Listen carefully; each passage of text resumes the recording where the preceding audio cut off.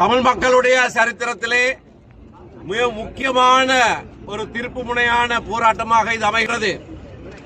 ஏனென்றால் பல தசாப்தங்களுக்கு முன்னராகவே தயாரிக்கப்பட்ட இந்த இனப்பரம்பலை மாற்றுகிற இந்த திட்டம் இப்பொழுது நடைமுறைக்கு கொண்டு வரப்படுகிறது.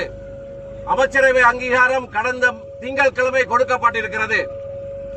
பல தசாப்தங்களுக்கு முன்னர் நீண்ட காலமாக வடக்கிலேயும் கிழக்கிலேயும் இனப்பரம்பலை மாற்றுகிற திட்டம் அது வெவ்வேறு திணைக்களங்களின் மூலமாக அமுல்படுத்தப்பட்டிருப்பது எங்களுக்கு தெரியும். கல்லோயா திட்டத்திலே இருந்து விசேஷமாக கிழக்கின் இனப்பரம்பல் வெகுவாக பாதிக்கப்பட்டிருக்கிறது. அப்படியாகவே நகர்ந்து வந்து முல்லைத்தீவு மாவட்டம், வவுனியா வடக்கு போன்ற பிரதேசங்களிலேயும் இனப்பரம்பலை மாற்றுகிற திட்டம் அமுலிலே இருக்கிறது. எங்களுக்கு ஏற்கனவே தெரியும், மணலாறு வெளியோயாவா மாறிவிட்டது. இப்படியாக பல பல இடங்கள் முழுக்க மாற்றப்பட்டிருக்கிறது. இந்த கியூலோயா திட்டம் என்பது இந்த பாரியதொரு வேலை திட்டத்திலே ஒரு பகுதி. இது கைவிடப்பட்ட திட்டமாக இருந்தாலும் கூட இப்பொழுது மீண்டும் அதற்கு உயிர்ப்பு கொடுக்கப்பட்டிருக்கிறது. அமைச்சரவை அங்கீகாரம் கொடுக்கப்பட்டிருக்கிறது. பணம் ஒதுக்கப்பட்டிருக்கிறது. இந்த வருஷத்துக்கு பணம் ஒதுக்கப்பட்டிருக்கிறது. போதிய அளவு பணத்தை இதற்காக அவர்கள் செலவு செய்ய இருக்கிறார்கள். தமிழ் பிரதேசம் முழுவதும் நீருக்குள்ளே அமிழ்த்தி அதிலே இருந்து வருகிற நீர்ப்பாசனத்தின் மூலமாக ஏற்கனவே குடியேற்றம் செய்யப்பட்ட சிங்கள பிரதேசங்களுக்கு இந்த நீர்ப்பாசன தண்ணீரை கொடுப்பதற்கான திட்டம். அதிலேயும் விசேஷமாக இந்த திட்டத்திலேயே சொல்லப்பட்டிருக்கிறது, புதிய குடியிருப்பாளர்களையும் கொண்டு வந்து அங்கே அமர்த்துவார்கள் என்று. இப்பொழுது இருக்கிற அந்த பிரதேசங்களிலே தமிழ் மக்களை குடியேற்ற முடியாது. ஏனென்றால் அங்கே ஏற்கனவே குடியேற்றப்பட்டவர்கள் 100% சிங்கள மக்கள் குடியேற்றப்பட்டிருக்கிறார்கள். எப்படியானவர்களை எல்லாம் கொண்டு வந்து குடியேற்றினார்கள் என்று எங்களுக்கு தெரியும். தமிழ் மக்களை இந்த வேளையிலே கொண்டு போய் அங்கே குடியேற்றுவது என்பது முற்று முழுதும் அசாத்தியமான ஒரு விடயம். ஆகையினாலே இந்த திட்டத்தை அமுல்படுத்துவது என்பது நீண்ட காலமாக பல்வேறு அரசாங்கங்கள் மாறி மாறி வந்தபோது கொண்டு வரப்பட்ட ஒரு திட்டத்தின் நீட்சியாகத்தான் இது காணப்படுகிறது. இந்த அரசாங்கம் மிக தெளிவாக ஒரு வாக்குறுதியை கொடுத்திருந்தது. அதாவது இனப்பரம்பலை மாற்றுகிற எந்த அபிவிருத்தி திட்டத்தையும் நாங்கள் அமுல்படுத்த மாட்டோம் என்பதை எழுத்திலே தெளிவாக சொல்லி இருக்கிற அந்த அரசாங்கம் தான் இப்பொழுது அதற்கு உத்தியோகபூர்வ அனுமதியை கொடுத்து அந்த திட்டத்தை நடைமுறைப்படுத்த இருக்கிறார்கள். ஆனபடியினால் தான் இது சரித்திர முக்கியத்துவம் வாய்ந்த ஒரு நிகழ்வு.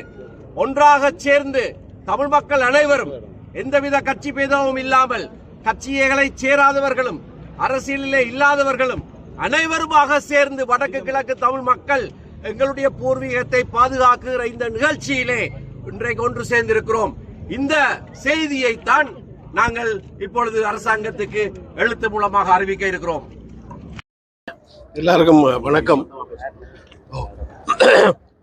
வணக்கம்.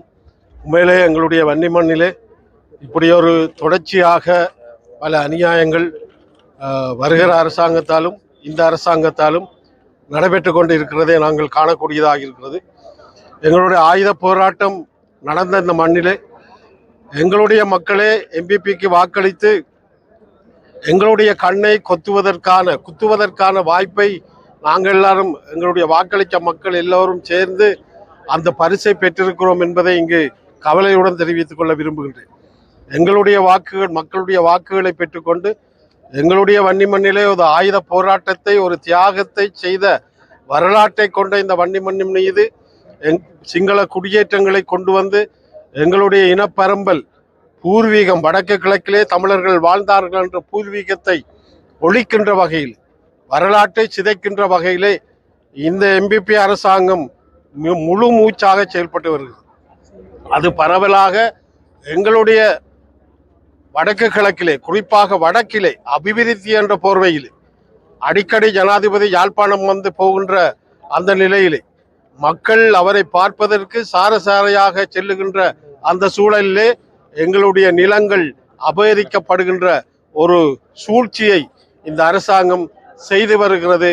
மக்கள் மீது தாங்கள் நன்மை கொண்டவர்களாக, அன்பு கொண்டவர்களாக வெளியிலே காட்டிக்கொண்டு இரகசியமாக திணைக்களத்தை கொண்டு செய்கின்ற அனைத்து அடாவடித்தனங்களையும் செய்துவிட்டு இப்பொழுது தண்ணி கொடுப்பதாக பல ஏக்கர் கணக்கிலே காடுகளை அழித்து மீண்டும் சிங்கள குடியேற்றத்தை கொண்டு வந்து எங்களுடைய வன்னி மண்ணிலே அந்த துவக்கை எடுத்து போராடி மாவீரர்களாக போராளிகளாக மதித்த அந்த இளைஞர்கள் அந்த யுவதிகள் எங்களுடைய மக்கள் மீது அவர்கள் தங்களுடைய கால்களை வைத்துக்கொண்டு எங்களுடைய நிலத்தை அபகரிக்கின்ற சூழலை இன்றைக்கு ஏற்படுத்தி இருக்கிறார்கள். ஆகவே நாங்கள் தமிழர்கள் என்ற ரீதியிலே நாங்கள் ஒரு காலம் இந்த மண்ணை விட்டு கொடுக்க முடியாது போராட்டத்தை செய்தவர்கள் என்ற வகையிலே இந்த வன்னி மண்ணிலே ஒரு காலம் எங்களுடைய நிலங்களை கைப்பற்றுவதற்கு எங்களுடைய மக்கள் அனுமதியை தரமாட்டார்கள் என்பதை மிக எச்சரிக்கையோடு சொல்லிக்கொள்ள விரும்புகின்றேன் இந்த அனுரா அரசாங்கத்துக்கு. நன்றி. குடியேற்ற வேண்டும் என்ற ஒரு அரசின் கொள்கை யுத்தத்துக்கு பின்னர் இருக்கிறது. 25% சிங்கள மக்களை குடியேற்றினால்தான் பிற்காலத்தில் இவர்கள் தமிழீழ கோரிக்கையை முன்வைக்க மாட்டார்கள் என்ற ஒரு திட்டம் எல்லா அரசாங்கத்திடமும் இருக்கிறது. அதனுடைய ஒரு தொடர்ச்சியாகத்தான் இந்த கிவிலோயா என்று சொல்வது கூட ஏற்கனவே ஜேஆர் ஜெயவர்தன அரசாங்கத்திற்கு தெரியும். மகாவலி எல்வலியத்திற்கு மகாவலி தண்ணி வர மாட்டாது என்பது அவர்களுக்கு தெரியும். அப்படி இருந்தும் மகாவலி எல்வலியம் ஏன் கொண்டு வரப்பட்டது என்றால் சிங்கள மக்களை குடியேற்றுவதற்காக கொண்டு வரப்பட்டது. முக்கியமாக சிறைச்சாலைகளில் இருந்தவர்கள் கிரிமினல் கொண்டு குடியேற்றப்பட்டார்கள். இன்றைக்கு அவர்களுக்கு தண்ணீர் தேவை என்பதற்காக மிச்சம் சொச்சமாக இருக்கக்கூடிய பழங்குடி தமிழ் மக்களுடைய நிலங்களை கபலீகரம் செய்து 10,000 ஏக்கர் காடுகளை அழித்து அங்குள்ள சிறு குளங்கள் வயல்களை அழித்து தமிழ் மக்களை அந்த மண்ணில் இருந்து விரட்டி அவர்கள் ஒரு புதிய நீர்ப்பாசன திட்டத்தை கொண்டு வர யோசிக்கிறார்கள். அதனுடைய முக்கியமான நோக்கம் என்னவென்றால் இந்த குடியேற்றங்கள் இதனுடன் முடிந்து போகாது. நெடுங்கேணி, மாங்குளம், பவனிக்குளம், மடு ஈராக அவர்களது இந்த மகாவலி அபிவிருத்தி திட்டத்தினுடைய சிறகுகள் பறந்து விரிந்திருக்கிறது.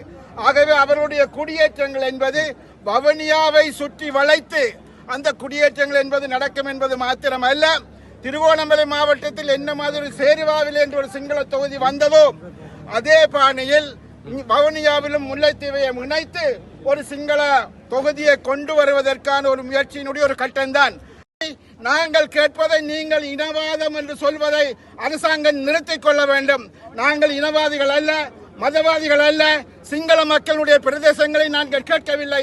தமிழ் மக்களுக்கு உரித்தான தமிழ் மக்களின் நிலங்களை, தமிழ் மக்களின் குலத்தை, தமிழ் மக்களின் மண்ணை கேட்கிறோம். போராட வந்த அனைவரும் இந்த போராட்டம் இத்துடன் நிறுத்திவிடக் கூடாது. அரசாங்கம் இதை கைவிடும் வரையில் இவை தொடர வேண்டும் என்று கேட்டு விடைபெறுகின்றேன் என்பது எங்களுடைய முக்கிய இப்போது கிபிலோயா என்று கொண்டு வந்து எங்களுடைய வவுனியா வடக்கிலும் முல்லைத்தீவிலும் அட்டகாசமான அபகரிப்புகள் நடைபெற்றுக் கொண்டிருக்கின்றன. இந்த கிபிலோயா என்ற திட்டத்துக்குள் அவர்களுடைய திட்ட அறிக்கையிலேயே கிடக்க என்னென்றால் இந்த திட்டத்தால் பயனடைய போகின்றவர்கள் யார் என்றால் 4372 குடும்பங்கள், ஏற்கனவே குடியேற்றப்பட்ட குடும்பங்கள் பயனடைய போகின்றவர்கள். இதைவிட 1672 குடும்பங்கள் குடியேற்றப்பட உள்ள குடும்பங்கள். அப்படி என்றால் எங்களோட தமிழ் மக்கள் ஒருவருக்கும் இதனால் பயனும் இல்லை, ஒன்றுமில்லை. ஆனால் ராமன்குளம், கொட்டோடக்குளம், சன்னமுற்றகுளம், திரிவச்சகுளம், இப்படி குளங்கள், ஏராளமான குளங்களை அபகரிக்கின்றார்கள். இப்படியான ஒரு பக்கம் குளங்களோடு சேர்ந்த வயல் நிலங்களை அபகரிக்கின்றார்கள். இது இவ்வளவும் தமிழர்களுடைய பூர்வீக சொத்து. இப்படியான நிலைமையில ஒரு மோசமான ஒரு கீழ்த்தரமான நடவடிக்கைகளை செய்து கொண்டிருக்கின்றார்கள். ஒரு விடயத்தை குறிப்பிடுகின்றேன். எங்களுடைய யாழ்ப்பாண நூலகம் எரிக்கப்பட்ட போதும், யாழ்ப்பாண நூலகம் எரியூட்ட ஃபைட் நடந்து கொண்டிருக்குது, சண்டை நடந்து கொண்டிருக்குது. அதுக்குள்ள யாழ்ப்பாண நூலகத்தை எரிக்கணும் என்ற சிந்தனை அவர்களுக்கு ஏன் வந்தது என்றால் அறிவு சார்ந்த ஒரு விடயத்தில் கை வைக்க வேண்டும் என்ற ஒரு நிலை வந்தது. அப்படி இருக்கும்போது இங்கே 47 தொல்லியல் இடங்கள், 47 தொல்லியல் சார்ந்த தமிழ் மக்களோடு சார்ந்த இடங்கள், தமிழ் மக்களுடைய தொல்லியல் இடங்கள், எங்களுடைய தொல்லியல் இடங்களையும் அளிக்கின்றார்கள்.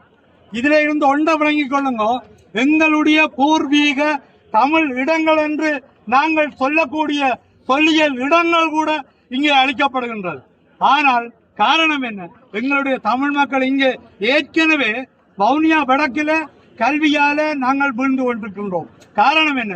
இவர்கள் இப்படி காணி பிடிக்க என்னென்று இருக்கிறது மக்கள் இப்படியான நிலைமைகள் இருக்குது. வவுனியா வடக்க நாங்கள் காப்பாற்ற வேண்டும் என்றால் நாங்கள் எல்லோரும் போராடத்தான் வேணும்.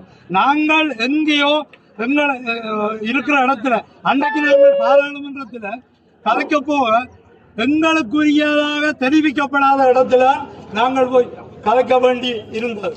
ஆனால் நானும் சத்தியலிங்கம் டாக்டரும் உடனடியாக தேடி திரிஞ்சு போக நாங்கள் கலைக்க போக அவர்களுக்கு வியப்பு என்னென்றால் எங்களுடைய இப்படியான சம்பவங்களை நாங்கள் சுட்டிக்காட்டி கதைத்தோம். எங்களுடைய இடம் நாங்கள் அம்பாந்தோட்டைக்கு விரையில காணி பிடிக்க அல்லது மாத்தரைக்கு விரையில காணி பிடிக்க நாங்கள் எங்கட வடக்கு கிழக்கு எங்களுடைய பூர்வீக தமிழர் தாயகம். அதனால எங்கட இடத்திற்கு நீங்கள் மோதாதீங்க. ஜானி எங்களோட மோதப்பட போகணும். ஜானிய மோதப்படாதீங்க. தேவையென்றால் நீங்கள் வாங்க, நாங்கள் மோதுவோம் என்று குறிப்பிட வருகிறோம். கிவிலோயா திட்டம் உங்களுக்கு தெரியும், ஏற்கனவே சொன்னதை போல 83ஆம் ஆண்டு வேற மாகாணங்கள்ல இருந்து கொண்டு வந்து குடியேற்றப்பட்ட மக்களுடைய நீர் தேவைக்காக கொண்டு வரப்பட்டதான் இந்த கிவிலோயா திட்டம். இங்க மகாவலி தண்ணி வேற இல்ல, நெடுங்கேணியில பெய்கிற மழை நீரை சேகரித்து குடியேற்றவாசிகளுக்கு கொடுப்பதானதான் இந்த கிவிலோயா திட்டம். இந்த கிவிலோயா திட்டம் 2011ஆம் ஆண்டு எழுதப்பட்டது, அறிமுகப்படுத்தப்பட்டது, அதுக்கு அப்ரூவல் கொடுக்கப்பட்டது. இப்போது 16 வருடங்களுக்கு பிறகு இந்த புதிய அரசாங்கம் அதை தூசு தட்டி எடுத்து இந்த வருடம் 2500 மில்லியன் ரூபாய் ஒதுக்கி இருக்கிறது. மொத்தமாக கிட்டத்தட்ட 24,000 மில்லியன் ரூபாய் செலவில் 2031ஆம் ஆண்டு இந்த திட்டத்தை முடிப்பதாக சொல்லி இருக்கிறார்கள். இதால எங்கட வவுனியா வடக்குக்கு பாரிய பிரச்சனைகள் இருக்கின்றது. நாங்கள் அந்த துண்டு பிரசத்திலே எல்லாம் போட்டிருக்கிறோம். இதுல உள்ள வேடிக்கையானபடியா இந்த கிவிலோயா திட்டம் தொடர்பாக அல்லது செட்டிகுளத்திலே இருக்கிற கீழ்மெல்வத்து ஓயா திட்டம் தொடர்பாக இந்த 16 வருடங்கள் பொது வழியிலே பேசப்படவில்லை. சாதாரணமாக திட்டங்களை அரசாங்கம் நடத்தும் போது பிரதேச ஒருங்கிணைப்பு குழு, மாவட்ட ஒருங்கிணைப்பு குழு பேசுவார்கள். இந்த திட்டங்கள் இதுவரையில் பொதுமக்கள் பார்வைக்கு வரவில்லை. இது 16 ஆண்டுகளாக மிகவும் இரகசியமாக பேணப்பட்டு இந்த திட்டம் நடைமுறைக்கு வருகிறது. இது எங்களுக்கு பாதகம் இல்லாத திட்டமாக இருந்தால், வடக்கிலே வாழுகின்ற தமிழ் பேசுகின்ற மக்களுக்கு பாதகம் இல்லாத திட்டமாக இருந்தால் இன்று வரை ஏன் நீங்கள் இந்த ஒருங்கிணைப்பு குழு கூட்டங்களுக்கு கொண்டு வந்து அனுமதி எடுக்காமல் 2500 மில்லியன் ரூபாவை இந்த நாடு ஒரு பொருளாதார வங்குரோத்து நிலையில் இருக்கும் போது, ஏனைய தேவைகள் நிறைய இருக்கும் போது இந்த கிவிலோயா திட்டத்துக்கு ஆரம்பிப்பதற்கு 2500 மில்லியன் ரூபாய் ஒதுக்கி இருக்கிறார்கள். அந்த வகையிலே இந்த திட்டம் என்பது எங்களுடைய இருப்பை, வவுனியாவினுடைய நிலத்தை கபலீகரம் செய்கின்ற, எங்கட இருப்பை சூறையாடுகின்ற, இந்த மாவட்டத்தினுடைய அல்ல வன்னி பிரதேசத்தினுடைய இனப்பெரம்பலை மாற்றுகின்ற ஒரு திட்டமாகத்தான் இந்த கிவிலோயா திட்டத்தை நாங்கள் பார்க்கிறோம். ஆகவே இந்த இரகசியமாக கொண்டு வரப்படுகின்ற திட்டம் எங்களை, மக்கள் பிரதிநிதிகளை, எந்த ஒரு அரசு அதிகாரிகளையும் வவுனியாவை சேர்ந்தவர்களை இந்த திட்டத்தினுடைய கலந்துரையாடல்களுக்கு கூப்பிடாமல் அவர்கள் இரகசியமாக கொண்டு வருகின்ற இந்த திட்டத்தில் எங்களுக்கு பாரிய சந்தேகம் இருக்கிறது. இந்த திட்டம் எங்களுக்கு வேண்டாம்.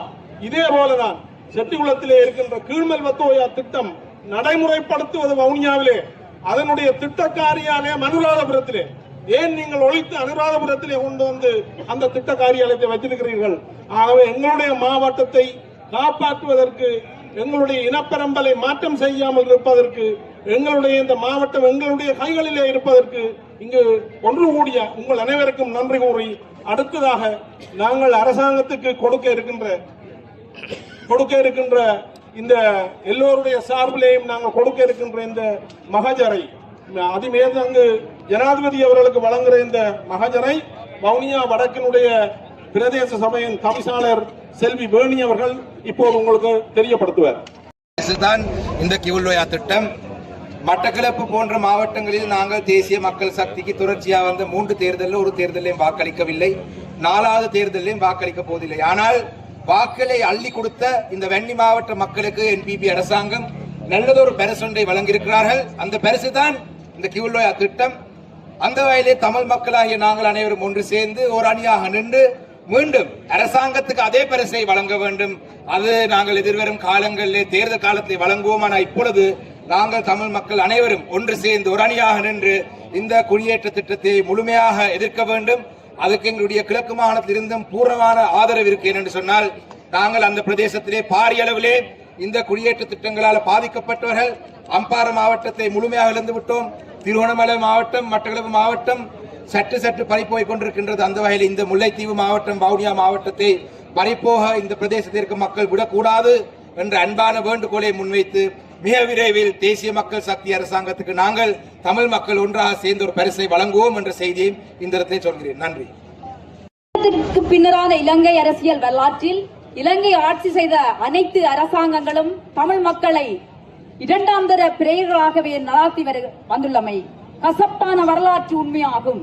குறிப்பாக தமிழ் மக்கள் பெரும்பான்மையாக வாழ்கின்ற தமிழர் தாயக பிரதேசங்களில் உள்ள தமிழ் மக்களின் பூர்வீக நிலங்களை மகாவலி அதிகார சபை என்ற அதி உயர் வலியமை சட்டத்தினூடாக கபலீகரம் செய்து இனப்பெரம்பலை மாற்றுவதற்காக அங்கு திட்டமிட்ட பெரும்பான்மை குடியேற்றங்களை செய்துள்ளமை கடந்த கால வரலாறாகும். இந்த நாட்டில் வாழுகின்ற ஏனைய இனங்களுக்கு சமனான அனைத்து அரசியல் உரிமைகளையும் அனுபவிக்கும் உரிமை தமிழ் மக்களுக்கும் உள்ளது. எனினும் எண்ணிக்கையில் சிறுபான்மையாக இருக்கும் ஒரே காரணத்திற்காக தமிழ் மக்களின் அரசியல் அபிலாசைகளை வழங்காது அவர்களை அடக்குமுறைக்கு உட்படுத்துவது சனநாயக விரோதமானது ஆகும். இதனால் தான் தமிழ் மக்கள் தங்களின் அரசியல் உரிமைகளுக்காக சனநாயக ரீதியாக கருத்துக்களை முன்வைத்த போதும், அப்போதைய ஆட்சியாளர்களாக அவை வன்முறை ரீதியாக அடக்கி ஒடுக்கப்பட்ட போதும் வேறு வழியின்றி அது ஆயுத போராட்டமாக பரிமாறியுள்ளது. வரலாறு தாங்கள் அறிந்ததே. அதனைத் தொடர்ந்த 30 வருடங்கள் இந்த நாட்டில் நடைபெற்ற ஆயுத மோதல்களினால் இந்த நாட்டு இரத்த கலரிகளாகி இந்த சொல்லில் அடங்காது அதன் வரியை இன்றும் சுமந்தர்களாக நமது மக்கள் வாழ்ந்து வருகின்றார்கள். 2009 ஆயுத போராட்டம் முடிவுற்றாலும் போராட்டத்திற்கு காரணமான பிரச்சனைகளுக்கான தீர்வினை இதுவரை ஆட்சியாளர்கள் முன்வைக்காதது துஷ்பிரயோகமாகவே காணப்படுகிறது. இந்த நாட்டை மாறி மாறி ஆட்சி செய்த கட்சிகள் சிங்கள பௌத்த மேலாதிக்க சிந்தனையுடைய ஏனைய சிறுபான்மை இனவந்தவர்களால் அரசியல், மொழி, மத வேறுபாடுகளின்றி சுதந்திரங்களை அடக்குவதில் குறியாக இருந்தமை உலகறிந்த விடயமாகும். மேலாதிக்க அடக்குவதில் குறியாக இருந்தமை உலகறிந்த விடயமாகும். இவ்வாறான மேலாதிக்க சிந்தனையுடைய ஆட்சியை இல்லாதொழித்து சமத்துவமான மக்கள் ஆட்சியை நிறுவுவதற்காக தாங்கள் சார்ந்த கட்சி 2 முறை அரசுக்கு எதிராக ஆயுத புரட்சியில் ஈடுபட்டதை தங்களுக்கு ஞாபகப்படுத்த வேண்டிய அவசியம் இல்லை.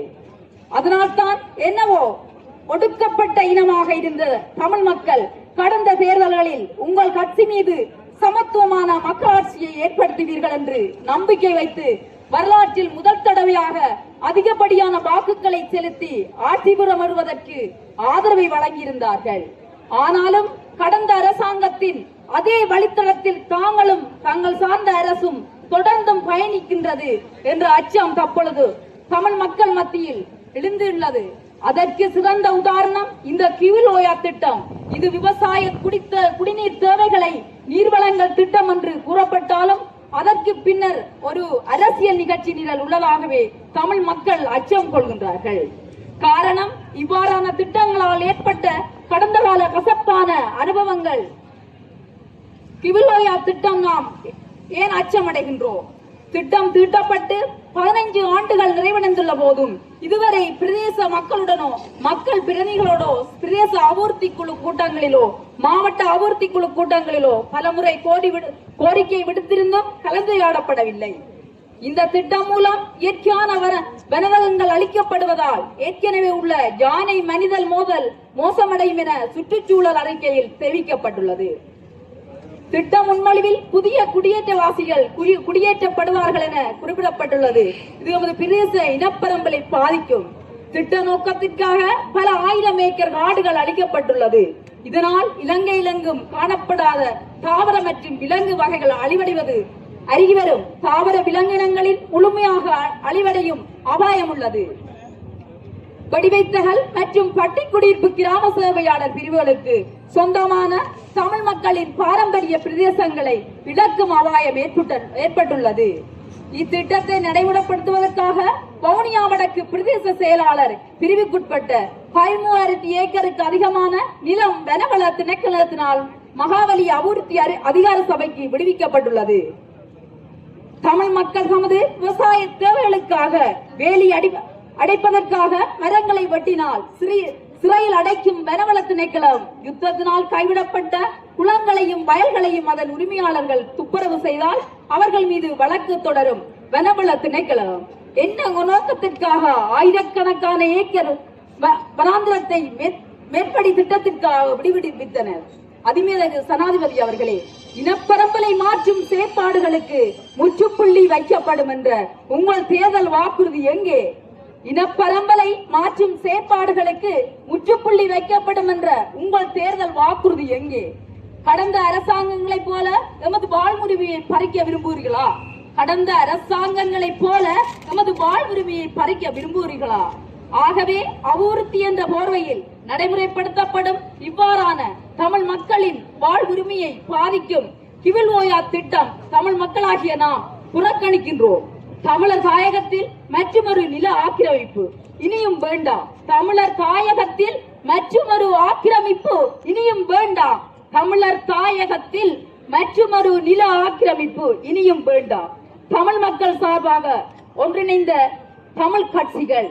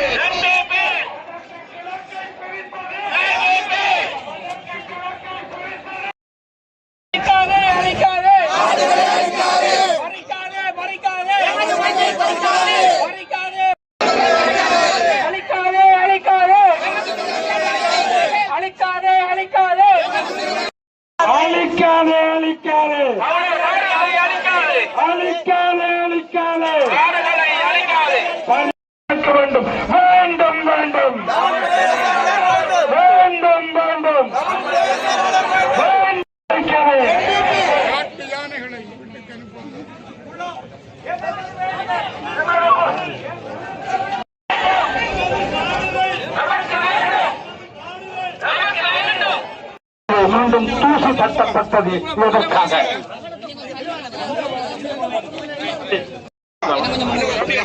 வேண்டாம் வேண்டாம் வேண்டாம் வேண்டாம் வேண்டாம் வேண்டாம் எமது நிலம்